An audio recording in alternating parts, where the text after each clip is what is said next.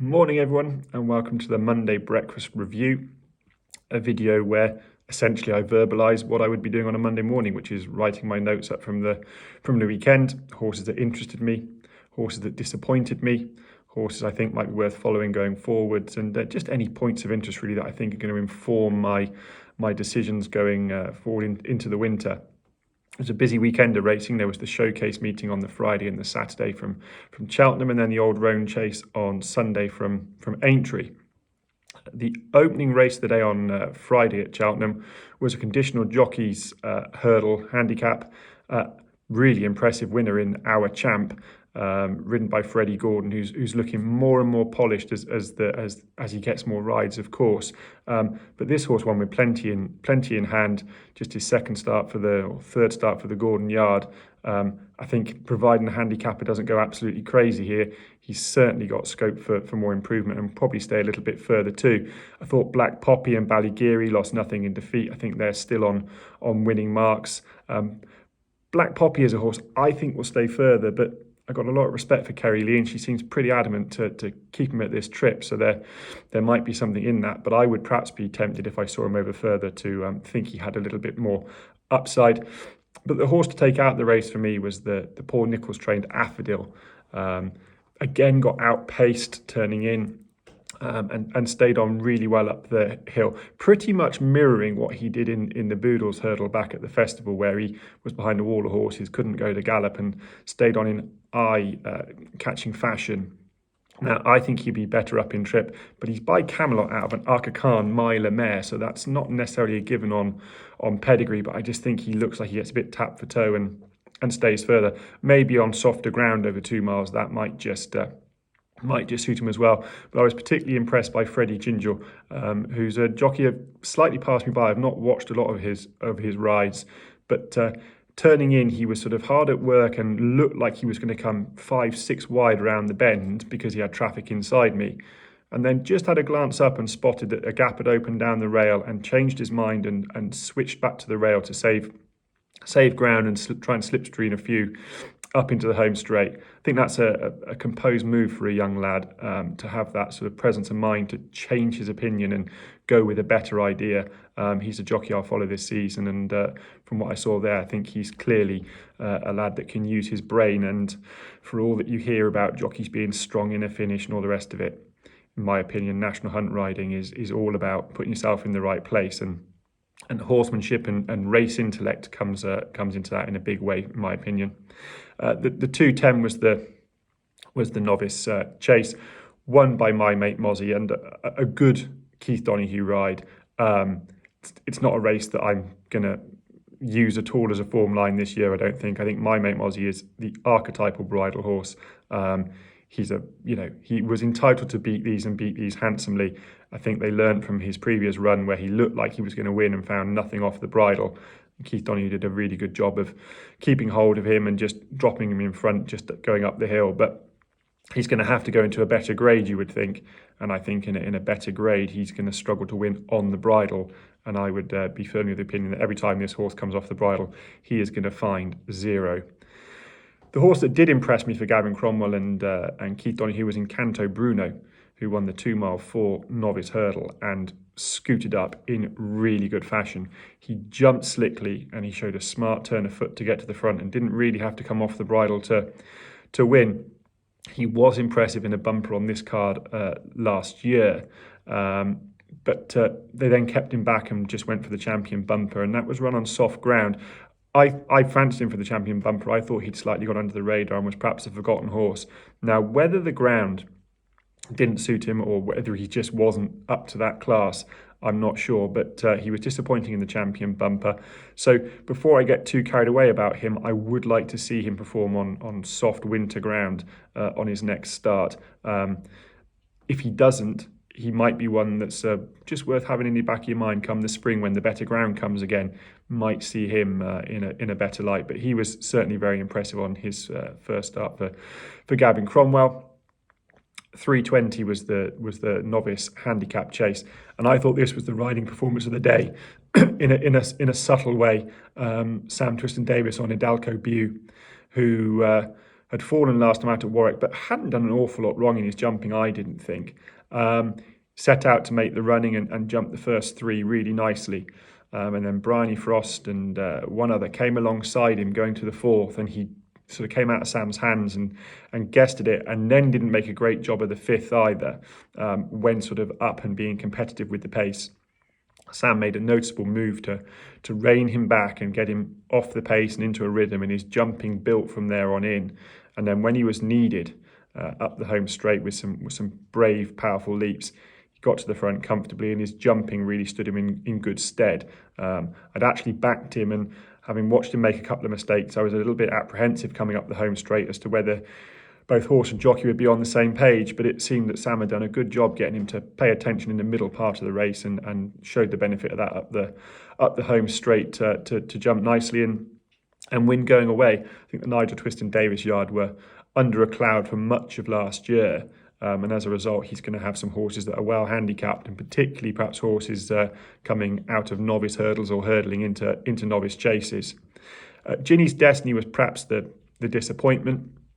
But I don't know if you saw my video on Friday morning. I did question whether this ground was going to be soft enough for him. I know the Lacey yard always felt this horse was better on softer ground. And coupled with that, he ran with the choke out for a long way.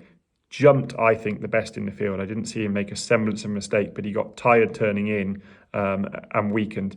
I wouldn't give up on him just yet. He'll probably come down a couple of pounds for this, which won't do him any harm. And I think on softer ground, and with this run behind him, perhaps a little bit of race fitness and hopefully settle a bit better next time, I think he's still a horse that's worth following in novice handicap chases and maybe even handicap chases later this season. The 355 was the Grade 2 novice hurdle, and you'd have to have a heart of stone not to be delighted to see Neil King grab a big prize with Lookaway.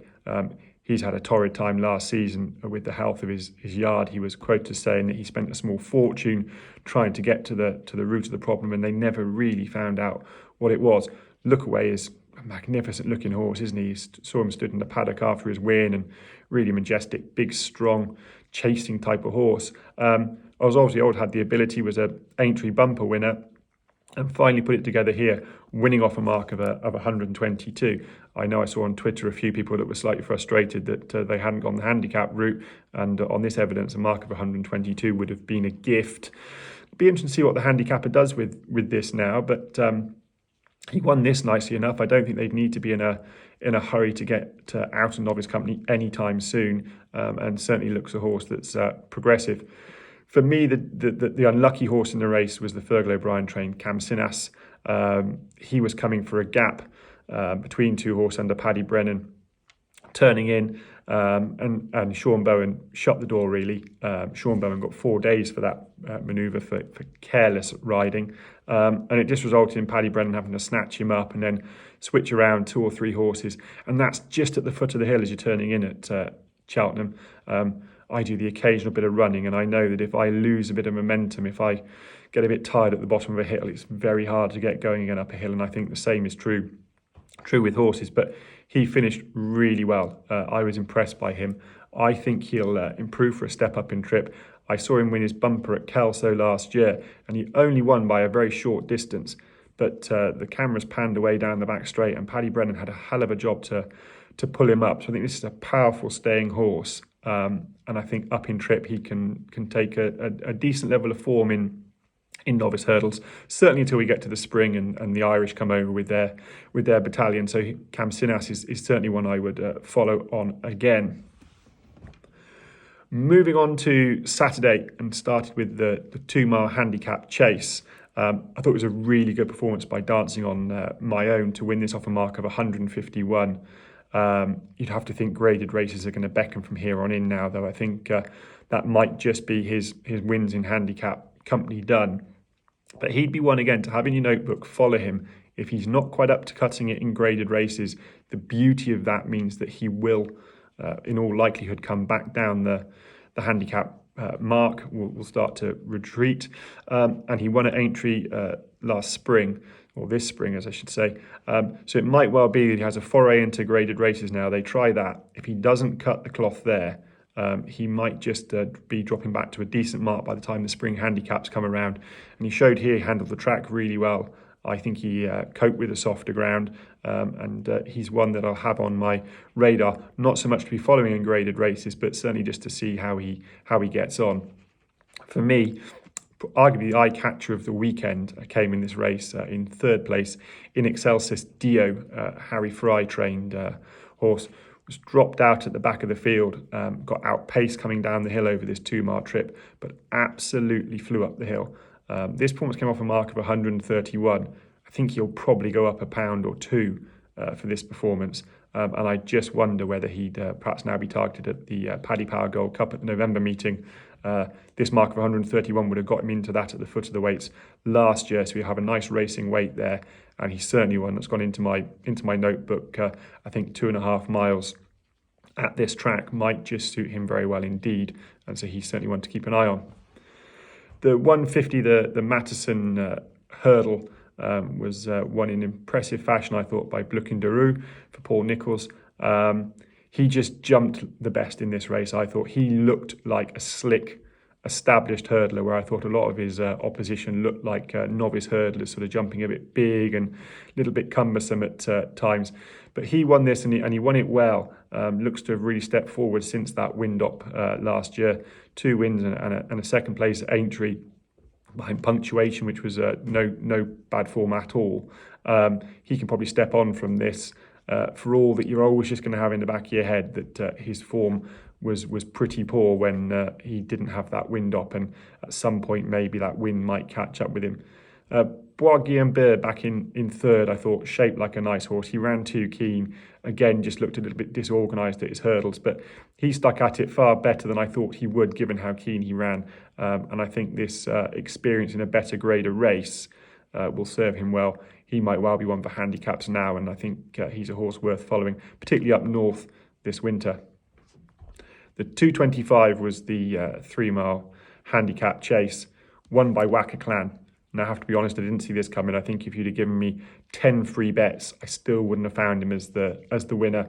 He set a strong tempo on ground that I think was starting to become quite testing, and just outstayed them really. He's perhaps a horse that's going to stay further than this, depending on what the handicapper does with his mark. My initial thought was that might just be him getting caught hold of now. Twig, what a glorious horse he is for connections. Given a really good patient ride by Beau Morgan. I thought on certainly one occasion, maybe even 2 occasions last year, Beau Morgan lost a race by getting to the front too soon on him. I think Twig pricks his ears once he gets to the front, thinks he's got the job done. Beau gave him a really lovely ride here, sat on him and waited, came to challenge up the hill and simply got outstayed by a stronger stayer. I think all Twig's form is on better ground, and I think whereas the winner, Wacker Clan, was advantaged by the ground getting a little bit softer and just adding that slight stamina element into it, I think Twig, off this mark of 140, came there to win his race and then just didn't quite get it home on that slightly testing ground. But depending on what the handicapper does, if he gets back on a nice bit of ground, and he can probably come back in trip as well. He's a strong travelling horse. He can probably come back to 2 mile 4, 2 mile 5. He's just a really honourable horse for the Pauling and Morgan team. Lord Accord, who was my selection on the SBK Betting Podcast, I think as soon as the rain came and the ground had gone a bit softer, I knew my fate before the race was run. He needs quick ground. They went from this meeting last year on to the Badger Beers, where they bumped into Frodon on good ground. If the rain stops in the UK at any point and the ground does come a little bit better, Lord Accord I still think is a horse that's handicapped to go and win one of these sort of handicap chases over this trip. 3:35 was the novice hurdle, and just a line on Sean Bowen really, who won on Butch. I thought he was really good in the finish. I'm not one that particularly goes a bundle for jockeys being strong in a finish, but he certainly was here. The McNeil team made what was clearly a tough decision in the off-season to part ways with Adrian Heskin, who'd been stable jockey for a long time. I think it'd be hard to argue that Sean Bowen being on this horse made the difference here. I'm not sure Adrian Heskin would have had the sort of same aptitude to get to the front and make this such a test that Sean Bowen did. And it might well be that the McNeil team are in for a better season with their trainers now being able to choose the jockeys they think suit horses best. And then the 4:10, probably the feature race of the day for some, in the return of Flooring Porter over fences after winning 2 Stayers hurdles. I wasn't entirely sure that he'd take to fences. I thought he looked a bit erratic as a hurdler, and that doesn't always sort of lend itself well to fencing. But he proved that to be wrong in many regards. When he was in close and in tight, he was ever so neat and ever so efficient. But the 2 open ditches, he sort of stood off a bit and dragged his hind legs through them. Now, I listened to the commentary and it sort of stood off a long way. Watch it back. He's not a long way off the open ditch, certainly at the top of the hill where you get a very good camera angle. That's a perfectly reasonable stride to be asking a quality chaser to go down on. And to me, he looks like he just lacks a little bit of scope. So for all, it was an impressive performance. And, I was surprised to see him at 10-1 for the Browns advisory as it is, given we know what a class horse he is. But the more I've thought about it, the more I think, he was getting £5 from the runner-up here. He was rated £19 superior to him. Yes, he didn't have to come off the bridle particularly to win.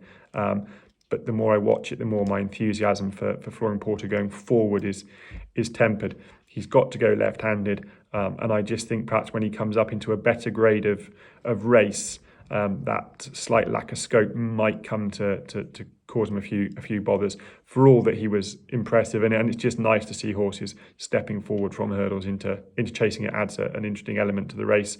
We've All Been Caught was a real big talking horse last year, big in size and big in chat. He sort of didn't look to me like he stepped forward for a fence. Lots of chat would be that he's a type of horse to do much better over fences. I'm not sure he's going to have improved on his handicap rating on this run all that much. He just looks plain slow. I think talk of Gold Cups earlier in the season is clearly well wide of the mark now. But he might be one that's a horse that if he develops a bit of experience in novice chases might pop up in February and desperate winter ground in some of these staying handicap chases, which the Twist and Davies team do so well in.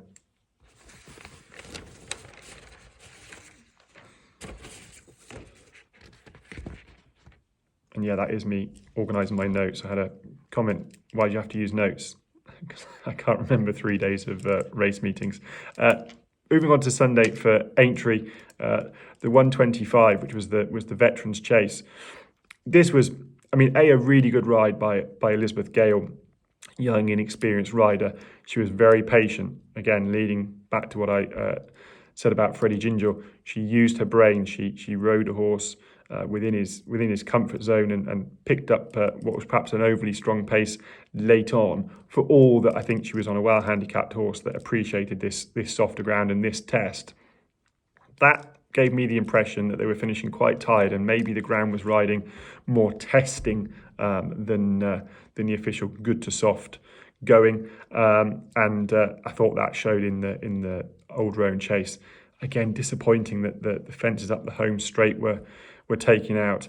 We're talking about jump racing and a sort of premier handicap where jumping should be at a premium, and for basically the last half mile it was a flat race. And it does seem to happen with some frequency. At many meetings at this time of year, but certainly at this meeting. I just wonder whether there's a sort of call to move the start time forward. I think on a Sunday, I can't think that would impact on a lot of sort of viewing and that sort of thing. It tends to be people's weekends, people's downtime. Staff that are working on racing yards on a Sunday tend to be a skeleton shift anyway, so you're sort of working a Sunday shift anyway. I can't think that it would cause an awful lot of problems and would certainly make for a better spectacle. That said, shouldn't take away from the performance of Darryl Jacob, Ryan Potter and Jetoile, who stayed on really grittily. It's good training performance this, because I saw him at Chepstow win as a novice hurdler, and he was more than just a bit mad. He can run with a choke out. I think he took a while to get to grips with fencing last year, and it was interesting to see in the post-race interviews that both Darryl Jacob and Ryan Potter said that this had pretty much been the target after his win at the back end of last spring. So he's going to have been cherry ripe here, taking on horses that were perhaps using this as a springboard going forward, and he might find life tougher from now on in. But soft ground is his thing. I think there was a few in here, particularly That's All Right Gino from the Snowden yard, that when the ground goes soft, it's just not for him at all. I wouldn't give up on him going forward, for all that I think he might well end up this season being a 3-mile chaser. The other one in there was Al Dancer. Ran a really good race back in third, but it was a tough attritional last half mile. I've got a feeling they want to go for the Grand Sefton, which is 2 weeks, well actually under 2 weeks, because it's on the Saturday and this was obviously on the Sunday. That's going to look like quite a short turnaround now, given that he's already run at Chepstow 2 weeks before this. So that might just temper my enthusiasm for a horse that I was quite interested in for the Grand Sefton. 2:35 was the novice hurdle, and the much touted Inthewaterside making his return for Paul Nicholls, and again the McNeil family, and he did an awful lot wrong here. There's being keen, and then there's doing what he did. He sat against Harry Cobden for an awful lot of this race, and I think it's to his testament, and that he was able to find enough off the bridle to get the job done, and probably as a result needs the race result and the form upgrading. That said, he didn't really drop the bridle to Harry Cobden's asking until he got tired enough that he needed to drop the bridle. So whether he learnt enough here is a little bit open to debate. I would be interested to see what he does next time, whether with this run behind him he can learn to drop the bridle, whether they try a hood, I don't know, but he certainly got more than a little bit wrong here, but clearly a horse of ability and stayed on very well. I thought Jaguar in second was much more professional, travelled through the race really nicely, came to win his race and just got outstayed really. Did again hang a little bit to his left under a Jonjo Jnr right-hand drive. I just wonder whether Jonjo is carrying a bit of an injury. I put it up on Twitter or X yesterday. That's a couple now that have drifted left with him in the closing stages, and he seems reluctant to switch his stick through to his left hand. I'm that exciting that between races I went back and had a look at his rides over the last 14 days, and in 14 days of rides I couldn't see where he's riding a finish and using his stick in his left hand, and on more than one occasion he's having to sort of put his stick down and use his right hand on the rein to straighten the horse back to the right, when you wonder whether perhaps putting a stick through to your left hand might do the job as effectively. That said, he's winning a lot more winners than me. He's from a family steeped in racing history, so I'm sure there's a reason for it, but it was just a point of interest to me and something I'm going to look out for going forward. The 3:10 handicap hurdle, again, run without any hurdles up the home straight, put an emphasis on stamina. I think Crambo won this really impressively. Good ride by Conor Brace, very considerate ride. Looked like he was going to just go to his stick just to go and get the race won, and then put it down when he clearly felt like actually he had enough of a margin ahead of the couple behind him. Composed ride, and this horse can undoubtedly win again off a higher mark, and I think he'll stay further. He had form last year on very testing ground at Sandown. This was nowhere near that. I think he's a horse to follow, depending what the handicapper does a week on Tuesday. Bear that in mind. Don't go looking at the handicap marks on Tuesday and think that his mark has been unmoved, because it most certainly won't have been. Back in fourth, just creeping into the frame late on, was Kitty's Light, running over 2 mile 4 here, 4 mile chase winner, running over 2 mile 4 over hurdles, off a mark of 134, which is only £6 below what he won the Scottish National and the Bet365 off last year. So it's not like he's absolutely chucked in over hurdles. This ground would have been testing enough. The trip was undoubtedly short enough. I thought he was quite eye-catching in a sort of quiet sort of way.